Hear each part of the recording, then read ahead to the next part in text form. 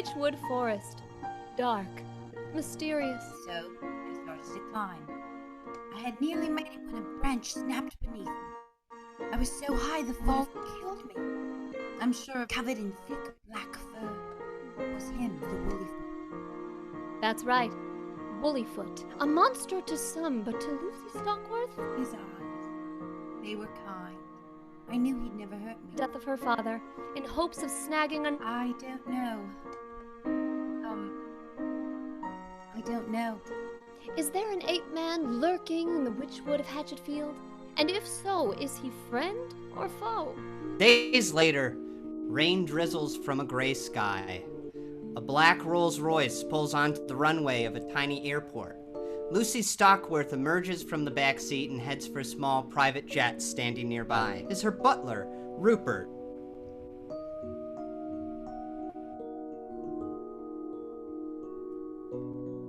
Any luck, Miss Lucy? Just a childish dream. Goodbye, Hatchetfield. Maybe forever. Lucy turns to find an eccentric figure approaching. His hair is white. My name is Professor Henry Higgins, and accompany me back to my home and laboratory on the edge of town. Through the dense thicket of the Hatchetfield Witchwood, the trees are tall with pales and stained glass windows. So... Until recently, yes. And what would that work be, Professor? I'm a biologist. Going to have to tell me what I've found. Is your savior behind this door? I can see him. That's why you're here. Now, before we enter the enclosure, I must warn you, he is a wild animal, and he is dangerous. Woollyfoot, it's Henry. I brought you a very special visitor, so I want you to be on your best behavior. There, emerging into a small artificial clearing, is him, the Hatchetfield Ape Man. He's hunched and grunting.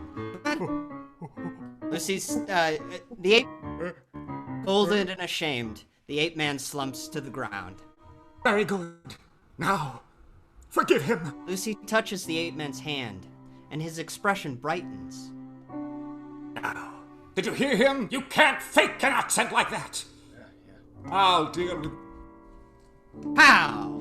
Deep in the Witchwood, nearby Higgins leans on his own rifle, lighting a stogie.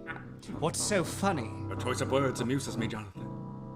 Don't you mean, if you get back to the house? In case you haven't noticed, you're out of ammo. Whereas my weapon is fully loaded. Higgins shoulders his rifle. You're mad. They called me mad! They all did! But I'll tell you what would be crazy. To let a goddamn crumpet Easter fuck up my plan! And the bridge is falling down! Welcome to America, you tea-taxing son of a bitch. Bang! What mean fiancé? Means that Jonathan and I are set to be married. What? Married? Good luck!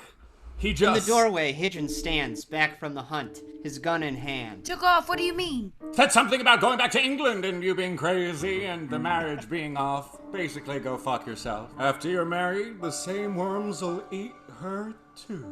No. You going soft on me, Ted? On the contrary, my friend. Lucy makes me hard. Real hard. And I do some of my best thinking when I'm erect. Betrayed, Higgins backs away toward the door. You forced my hand, my former friend. Prepare to be written out. With a spotlight on me. I spent the Stockworth fortune in my search for the ape man. That's a bit of Hatchetfield lore for you. One time Becky Barnes climbed a tree and she didn't come down for 2 days. And when you do, you're gonna listen to my pitch. Then I'm gonna pump your guts full of lead! There is no ape man. There is no... Oops. Suddenly, Higgins is lifted into the air by a huge, hairy figure. This monstrous thing... No! Not my arms! Not my arms! Whop! Higgins' arms are ripped clean from their sockets. He plops to the muck below with a sopping, bloody thud.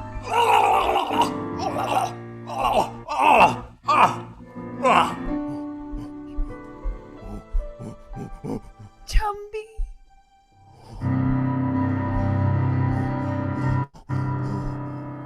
He's an ape.